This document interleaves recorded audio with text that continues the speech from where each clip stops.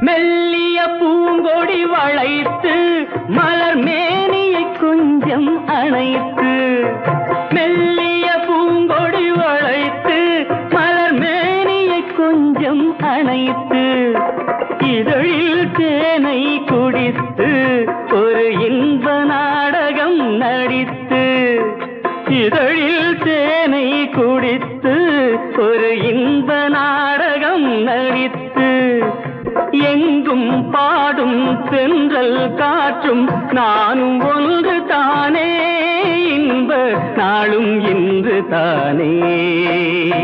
பாடும்போது நான் தென்றல் காற்று, பருவ மங்கையோ தென்னங்கீற்று.